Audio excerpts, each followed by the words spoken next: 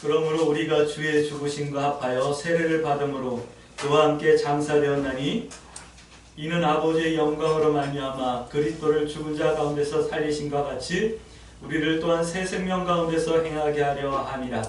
만일 우리가 그의 죽으심과 같은 모양으로 연합한 자가 되었으면 또한 그의 부활함과 같은 모양으로 연합한 자도 되리라. 우리가 알거니와 우리의 옛사람이 예수와 함께 십자가에 못 박힌 것은 죄의 몸이 죽어 다시는 우리가 죄에게 종노릇하지 아니하려 함이니 이는 죽은 자가 죄에서 벗어나 의롭다 하심을 얻었음이니라.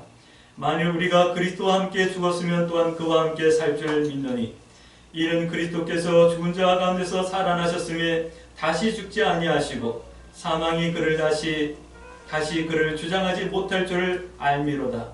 그가 죽으심은 죄에 대하여 단번에 죽으시며 그가 살아계심은 하나님께 대하여 살아계심이니 이와 같이 너희도 너희가 생을 죄에 대하여 죽은 자요 그리스도 예수 안에서 하나님께 대하여는 살아있는 자로 여길지어다. 아멘. 우리 서로 인사합니다. 참 잘 오셨습니다. 참 잘 오셨습니다. 네, 참 잘 오셨습니다. 참 요즘처럼 좋은 때가 참 있다라는 생각이 들어요. 요즘 얼마나 아름다운지 모르겠어요. 하루하루 산의 녹색이 조금씩 짙어지고 지난주에는 하얗게 피었던 벚꽃이 이제 다 지면서 이제 빨간 열매, 꽃방이 이렇게 보이는 것을 보면서 참 이쁘다, 그것도 아름답다라는 생각이 들더라고요. 이제 다음 주쯤 되면 아마 온 거리가 철쭉꽃이 활짝 펴가지고 또 환하게 이쁘고 아름다울 거예요. 참 좋은 계절이다, 참 아름다운 날을 주셨다라는 생각이 들어요. 오늘 이런 좋은 날을 생각하면서 예배를 준비하면서 그런 생각을 했어요. 오늘 정지사님, 이미자 권사님 고속도로 달려오는 길이 소풍 오는 길 같게 해주세요 라고 하는 그런 기도를 했답니다. 왜냐하면 멀리서 오는 것이 사실은 쉽지 않은데 그래도 매주 이렇게 차를 타고 때로는 버스를 타고 이렇게 오시는 그 길이 멀지 않게 느껴지게 은혜를 주세요 라고 하는 기도를 늘 하는데 오늘은 그런 기도를 했답니다. 오늘 여러분들이 이 좋은 계절과 같이 하나님의 은혜가 늘 풍성할 수 있게 되길 주의 이름으로 축복합니다. 우리 계속해서 하나님의 말씀 나눕니다. 우리는 하나님의 형상이라고 하는 주제로 구약 성경 창세기부터 지금 신약 오늘 로마서까지 계속 말씀을 이어나가고 있어요. 구약에서는 하나님의 형상이라는 것에 대해서 말씀을 나누면서 우리가 회복해야 될 하나님의 형상이 이런 것입니다 라고 하는 말씀을 드렸어요. 그것은 뭐냐면 건물을 질 때 이런 건물을 져야 됩니다 라고 하는 얘기를 하는 거예요. 각자 들은 말씀을 통해서 생각하고 깨닫는 것이 다르기 때문에 각자 생각하는 건물은 다를 거예요. 어떤 사람은 대리석으로 짓고 어떤 사람은 유리로 짓고 어떤 사람은 흙벽돌로 짓고 나로 다 다를 거예요. 모양도 다를 거예요. 믿음이 큰 사람은 100평짜리를 지으려고 할 사람도 있고 어떤 사람들은 저 같은 사람들은 6평짜리 농막 같은 집을 짓겠다라고 하는 마음을 갖고 있는 사람도 있을 거예요. 그것이 구약의 어떤 건물을 어떻게 지을 것인가. 우리가 또 지난주까지 나눴던 예수님의 사복음서와 사도행전까지는 건물을 짓는데 어떤 재료로 짓느냐에 대한 말씀을 하는 거예요. 했어요. 건물을 짓는데 이런 모양을 질 거예요. 그러면 거기 뼈대는 뭐로 할 건가? 인테리어는 어떤 재료로 할 건가?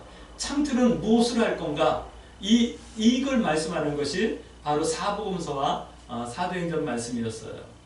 그래서 우리는 열매로 져야 된다. 또 알무로 져야 된다. 또 세상 가운데서 우리가 성도한 삶을 통해서 받은 권위로 져야 된다. 이런 여러 가지 말씀들을 우리 함께 나눴어요. 오늘부터 나눠야 될 말씀은 뭐냐면 이렇게 어떤 재료로 어떤 건물을 짓는데 어디다 짓느냐예요. 가장 중요한 거예요. 건물을 짓는데 가장 중요한 것이 뭐냐면 대지예요. 어떻게 기초를 잡아서 어떤 기초 위에 짓느냐예요. 오늘부터 나누는 말씀은 우리가 신앙을 완성해 나가는데 우리의 신앙의 기초가 되는 것이 무엇이어야 되느냐라고 하는 것을 나누는 거예요. 이 기초가 잘 돼 있으면 여기에 건물을 질 때 건물이 바르게 설 수 있는 거예요. 이 말씀을 예수님께서는 어떻게 말씀하셨냐면 사람들은 다 집을 짓는 사람들인데 어떤 사람들은 모래 위에 짓고 어떤 사람은 반석에 짓는다. 모래에 지은 집은 멋있는 것 같고 튼튼한 것 같지만 바람이 불고 비가 오고 창수가 나면 다 떠내려가고 무너진다. 그러나 반석에 지은 집은 창수가 오고 바람이 불어도 끄떡없다, 안전하다. 이 말씀을 예수님께서 하셨어요. 우리가 오늘부터 나눠야 될 말씀이 바로 그 반석과 같은 말씀이에요. 우리 신앙의 기초, 우리 신앙이 어디 세워져야 되는가, 우리 신앙은 어디서부터 출발해야 되는가 라고 하는 것을 나누는 거예요. 우리가 다 알고 있는 내용일 수도 있어요.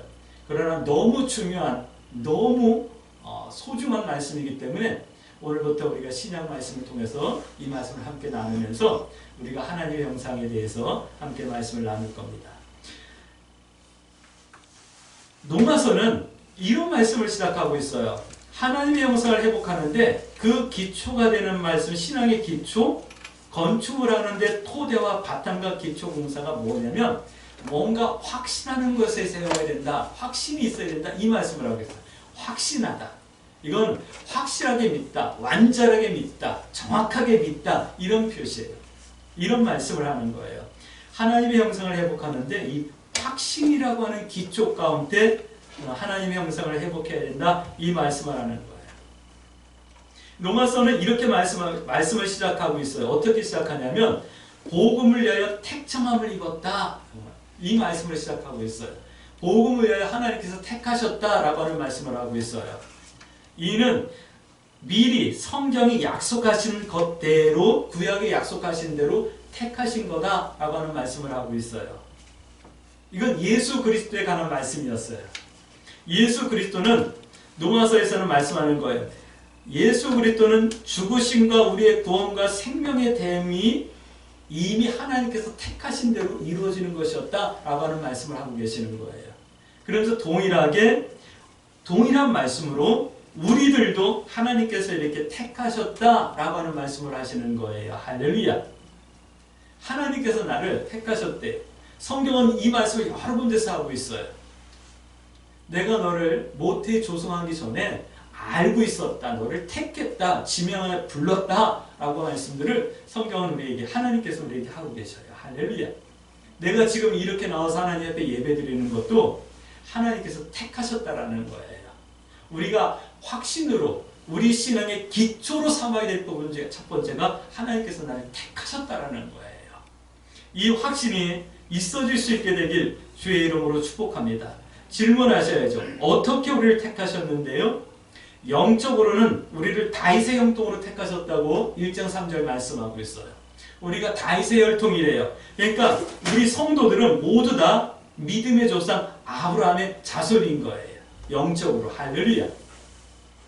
저의 조상은 박역것의 할아버지라고 저희 조상들이, 저희 어른들이, 아버지께서 또 역사 시간에 또 이렇게 배웠어요. 박역것이에요. 말에서 태어났다 그런 얘기도 있고 그런데 그건 잘 모르겠고요. 박역것이에요. 제가 그 할아버지의 67대 손이에요. 그거는 내 육신의 혈통이고요. 우리 영적인 혈통은 우리가 다 아브라함의 자손이요 다윗의 혈통이에요. 할렐루야. 이 자부심을 가질 수 있게 되길 주의 이름으로 축복합니다. 믿음으로는 우리를 하나님의 자녀로 하나님께서 택해 주신 거예요. 우리 육신의 아버지는 돌아가셨어요. 가끔 그분이 생각이 나요. 잘해줄 것 없고 때로는 그런 생각을 할 때도 있었어요. 나는 우리 아버지는 머리털끝 하나도 난 닮기 싫어 라고 하는 생각을 할 때가 있었어요. 왜냐하면 그만큼 사실 좀 섭섭함이 많았었거든요. 근데 어느 날 깜짝 놀란 게 뭐냐면 제 목소리까지도 아버지를 닮았다라는 거예요. 근데 성격도 다 아버지를 닮은 거예요. 하는 짓도 아버지를 닮은 거예요. 어쩔 수 없는 것이다 라는 생각이 들어요. 그래서 그 다음부터는 제가 제 돌아가신 아버지를 이렇게 미워하고 불편해하고 그러지는 않았어요. 그건 육신의 혈통이에요. 내 영적으로는, 믿음으로는 하나님께서 나를 택하시고 나를 자녀 삼아주셨다. 할렐루야. 우리는 다 하나님의 자녀인 거예요. 아버지가 같으니까 우리가 다 형제고 자매인 거예요. 그래서 우리는 교회에서 집사님, 권사님 이러기도 하지만 자매님, 형제님 그런. 옛말에 형제보다, 먼 사촌보다 이웃 사촌이 더 가깝다고 그랬죠. 가까이 맞는 사람들이 가족처럼 가까워지는 거예요. 오늘 우리들은 한 아버지의 자녀로서 한 교회를 섬기며 함께 신앙생활하는 한 가족임을 잊지 마시고 서로에게 격려가 되고 위로가 되고 용기가 되는 그런 성도의 삶을 살 수 있게 되길 주의 이름으로 축복합니다. 성경은 이렇게 우리를 부르셨다 말씀하시는 거예요. 할렐루야. 이렇게 부르심을 받은 성도들에게는 하나님께서 예수님을 통해서 우리에게 은혜와 평강을 주신다라고 1장 7절 말씀하고 있어요. 하나님께서 우리를 부르셨으니, 택하셨으니 하나님께서 주시는 이 은혜와 평강도 여러분들이 마음껏 누릴 수 있는 그런 은혜가 있어지길 주의 이름으로 축복합니다. 자, 이제 성도들이 우리가 확신해야 될 것이 이런 것이 있다는 것을 나눌 거예요. 첫째는 하나님께서 신령한 은사를 주신다라고 하는 이 확신을 여러분들이 가질 수 있게 되길 주의 이름으로 축복합니다. 1장 11절 말씀 보니까 하나님께서 우리를 부르시는 데는 신령한 은사를 주시기 위해서 부르신 거예요. 1장 11절 말씀 한번 볼게요.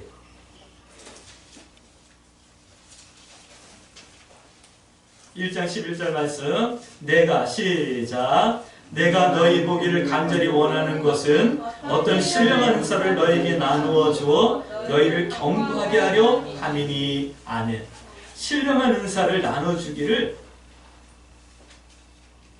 원한다. 근데 간절히 원한다. 이 말씀을 하고 있죠. 간절히 원한다라고 하는 이 말씀을 보면 하나님의 마음이 우리를 향해서 뭔가 주시기 위해서 간절히 원한다는 이 말씀을 보면 반드시 줄 것만 같죠. 반드시 주실 거예요. 그러니까 반드시 받아서 누릴 수 있게 되길 주의 이름으로 축복합니다. 기독교 신앙은요, 미안하지만 하나님께 받아서 이루는 거예요. 내 것으로, 내가 해서, 내 열심으로, 내 가진 것으로 이루는 것이 아니에요. 하나님께서 주시는 것으로 누리는 거예요. 기독교인은요, 미안하지만 하나님께서 주신 것으로 사는 거예요. 그것이 적으면 적은 대로, 많으면 많은 대로 감사하며 사시는 거예요. 할렐루야. 성령에 하나님께서 주시는 이 신령한 은사는 이런 거예요. 진리 안에서 행하며 생명을 얻는 것이다 라고 성경은 말씀하고 있어요. 그 생명을 얻는다 이 말은 하나님의 영상을 회복한다 이 말씀이거든요. 근데 이걸 하나님께서 간절히 원하신다라는 거예요. 신령한 은사라고 해가지고 우리는 여러 가지 생각할 수 있을 거예요. 예언을 하고 방언을 하고 통변을 하고 병을 고치고 환상을 보고 하는 고린도서 12장에 나오는 이런 환상들을 아마 생각할 수도 있을 거예요. 이런 은사들을. 그러나 신령한 은사는, 성령의 은사는 고린도서 12장에 나오는 그런 능력을 행하는 은사만 있는 것이 아니라 로마서 12장에 나오는 인격과 신앙의 성숙함을 이루는 은사도 있다라는 거예요. 오늘 이 신령한 은사는 뭐냐면 하나님께서 주시는 모든 은사는 바로 이거예요. 생명을 얻고 하나님의 영성을 회복하는 것. 이것을 하나님께서 간절히 원하신다 이 말씀을 하시는 거예요. 요한 3서 1장 2절 말씀 보면 사랑하는 자의 내 영혼이 잘된 것 같이 범사가 잘되고 강건하길 내가 간구한다. 이 말 간절히 원한다. 왜요? 너희가 진리 안에서 행하는 것을 보면 너희가 진리 안에서 행하는 것을 보면서 내가 기뻐하길 원하기 때문에 너희가 이렇게 영과 육이 다 잘 되어지고 강건하게 원한다 라고 말씀하시는 거거든요. 오늘 이거예요. 하나님께서는 우리 영이 잘된 것 같이 범사가 잘되고 그래서 진리 안에서 행하고 하나님의 기쁨이 되어지기를 원해서 하나님께서 우리에게 신령한 은사를 주신다는 거예요. 여러분들이 하나님께서 내게 이 신령한 은사를 주신다라고 하는 이 사실을 믿으시고 받은 은사와 받은 신령한 은혜로 하나님의 영광을 위하여 살 수 있는 그런 성도들이 되어지길 주의 이름으로 축복합니다. 1장 13절 말씀 보니까 이런 신령한 은사를 주시는 이유는 열매를 맺기 위함이라고 말씀하고 있어요. 열매. 이 열매는 여러 가지 열매일 수 있을 거예요. 갈라디아서 5장에 나오는 성령의 열매일 수 있어요. 성령의 열매는 사랑과 화평과 오래 참음과 자비, 양상, 공의와 충성과 절제기 이런 것들 금할 법이 없는 이런 열매일 수도 있어요. 그러나 이 열매를 통틀어서 말한다면 바로 우리가 하나님의 형상을 회복하는 거예요. 아름다운 신앙의 삶을 살아가는, 성전과 같은 삶을 살아가는 것, 이것을 말씀하는 거예요. 이 열매를 맺으라는 거예요. 오늘 우리가 확신해야 될 우리 신앙의 기초는 바로 여기서부터 출발하는 거예요. 하나님께서 나를 잘되게 하실 거야. 그래서 내가 진리를 행하며 살게 하고 하나님의 기쁨이 될 거야. 그래서 나는 열매를 맺게 되는 삶을 살게 될 거야. 라고 하는 이 확신에서 우리 신앙이 출발해야 된다는 거예요. 이것을 세상 사람들은 긍정의 힘이라고 뭐 이렇게 표현하기도 할 거예요. 그런데 우리는 긍정의 힘이라고 표현하면 안 되죠. 우리 믿음의 확신이라고 표현하셔야 되는 거예요. 신령한 은사란 복음을 믿는 믿음으로 생명을 얻는 것. 하나님의 형상은 이 말씀에 대한 확신 위에서 하나님의 성전으로 지어지는 것을 말씀하는 거예요. 이 하나님의 형상이 이 토대에 의해서 여러분들이 세워질 수 있게 되길 주의 이름으로 축복합니다. 자, 이번 두 번째 점검합니다. 우리 마음이 밝아졌습니까? 점검해 보셔야지만 돼요. 하나님께서는 우리를 택하셨고 우리에게 신령한 은사를 주셔서 열매 맺는 하나님의 형상을 이루게 하실 거예요. 그런데 문제는 내 마음이 밝아졌느냐라는 거예요. 이 질문은 이런 질문이에요. 로마서의 질문이 있는 거예요. 마음이 어두워져 있지는 않는가라고 하는 질문을 로마서에서는 하고 있거든요. 근데 그 말씀을 좀 바꾼 거예요. 마음이 밝아졌습니까? 라고 여러분들 점검하라고 질문을 드리는 거예요. 성경은 이렇게 말씀하고 있어요. 하나님을 알만한 것을 각 사람 속에 넣어주셨다. 각 사람 속에 있다라고 1장 19절 말씀하고 있어요. 하나님을 알만한 것. 그리고 하나님께서는 각 사람에게 분명하게 하나님에 대해서 알라고 계시해 주셨다라고 1장 20절 말씀하고 있어요. 볼까요? 1장 19절 20절. 이는 하나님을 알만한 것이 그들 속에 보임이라. 하나님께서 이를 그들에게 보이셨느니라. 창세로부터 그의 보이지 아니하는 것들 곧 그의 영원하신 능력과 신성이 그가 만드신 만물에 분명히 보여 알려졌나니 그러므로 그들이 핑계하지 못할지니라. 아멘. 분명히 우리 속에 하나님을 알만한 것을 넣어주셨고 자연 만물 가운데서도 하나님을 알만한 것을 분명히 하나님께서는 우리에게 심어놓고 보여주고 계신다는 말씀을 하는 거예요. 그런데 사람들이 스스로 속이는 거예요. 부정하는 거예요.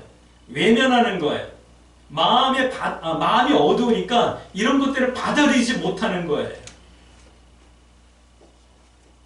오늘 내가 이렇게 건강하게 살아있는 것이 하나님의 은혜라고 하는 것을 왜 부정할까요? 왜 인정하지 않을까요? 마음이 어둡기 때문이에요. 오늘 여러분들이 내가 오늘도 생명이 있음이 하나님의 은혜입니다. 그래서 나는 이 호흡과 이 생명을 하나님을 찬양합니다라고 하는 믿음으로 하나님의 교회에 나와서 예배하고 있다면 여러분들의 마음은 지금 밝아진 거예요. 메말랐던 나뭇가지에 파란 순이 새싹이 막 파랗게 돋아나며 산이 조금씩 색이 파랗게 변해가고 꽃들이 폈다가 지고 하는 이런 현상들을 보면서 하나님의 섭리를 찬양할 수 없다면 그건 마음이 어두운 거예요. 근데 오늘 교회 나오면서 자연이 이렇게 아름답구나 라고 감탄하며 하나님께서 이것을 만들어서 내게 이와 같이 기쁨을 주시는구나 라고 생각했다면 여러분들 마음이 좀 밝아져 있는 거예요.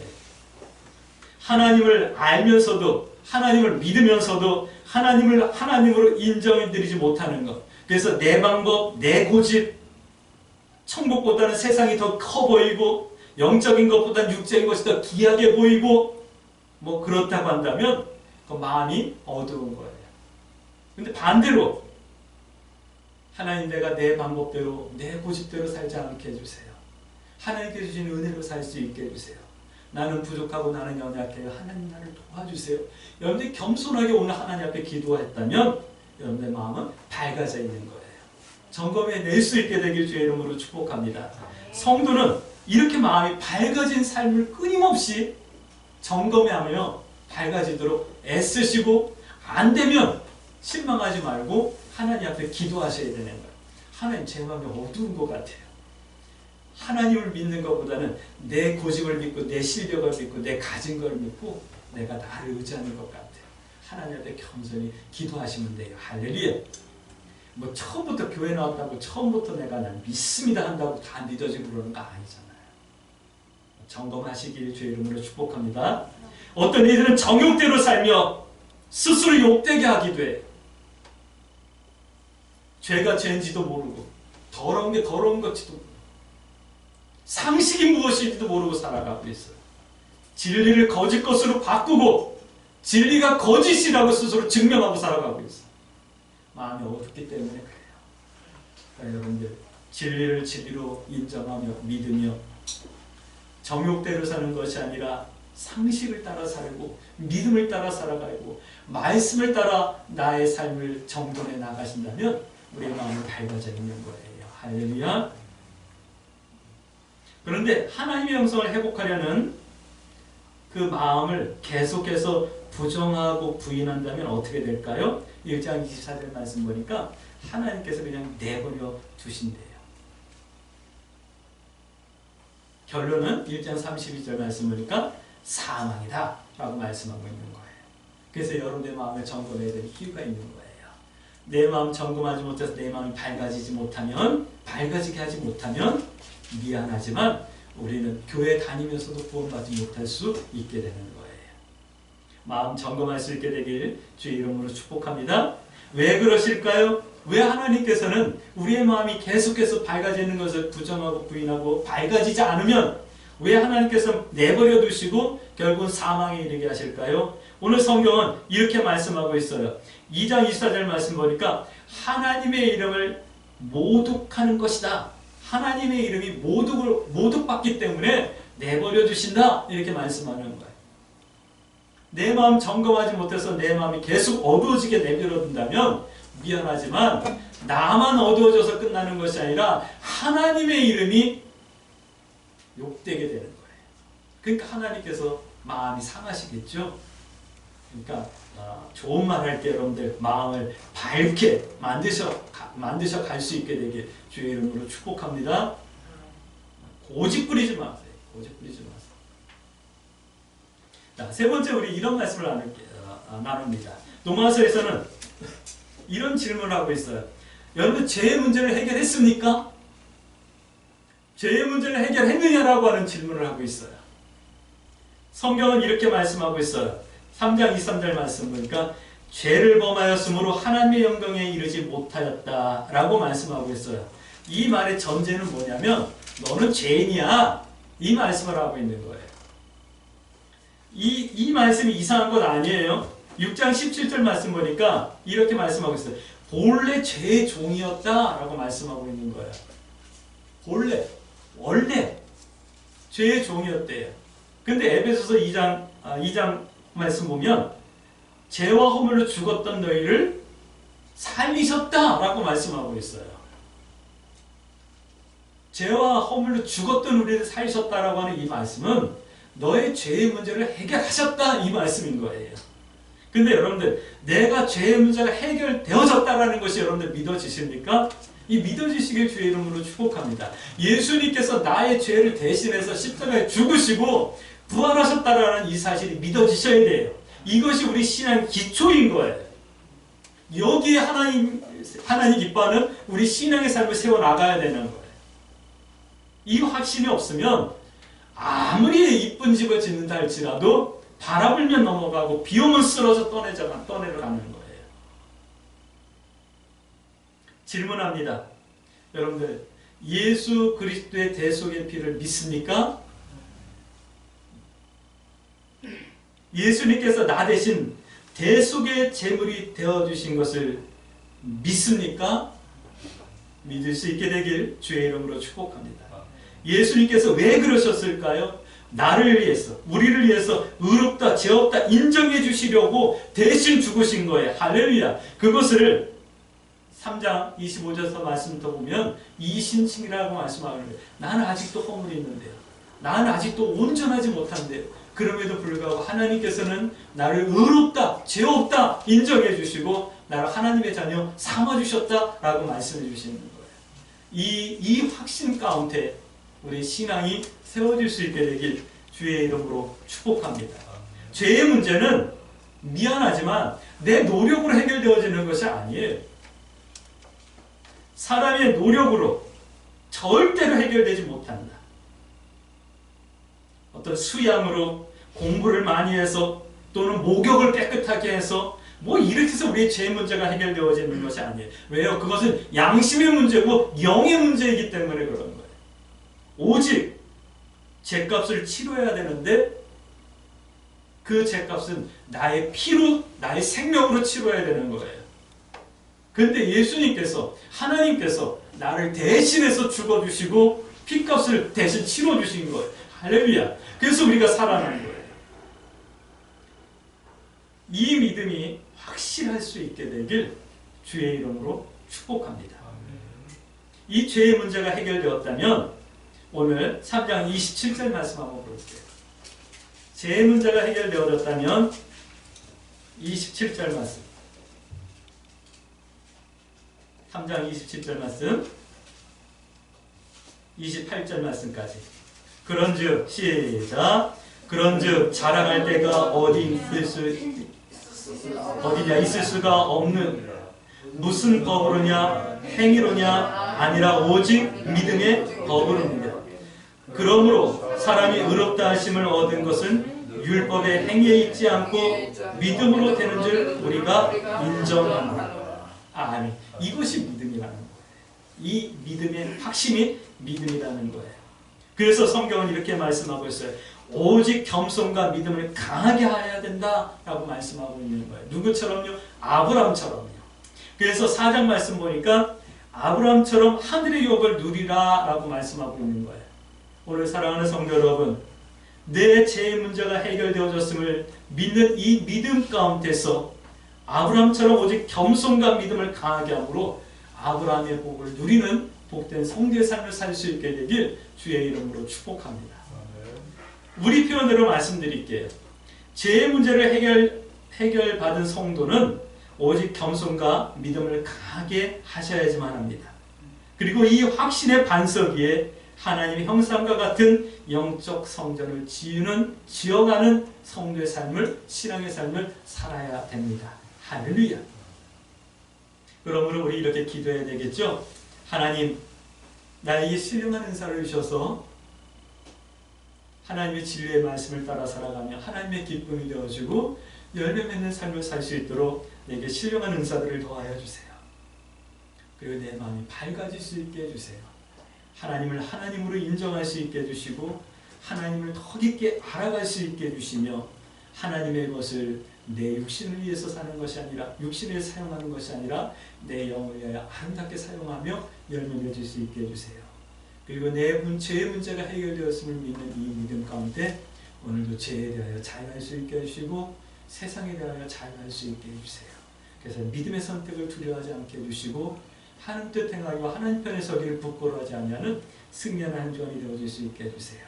그래서 내 믿음이 오직 겸손과 더 강한 믿음, 아브라함 같은 믿음이 되어져서 아브라함의 복을 누리게 해주세요. 이렇게 기도하면 이 한 주간 하나님의 은혜 가운데 승리하는 한 주간이 되어질 수 있게 되길 주의 이름으로 축복합니다. 아멘.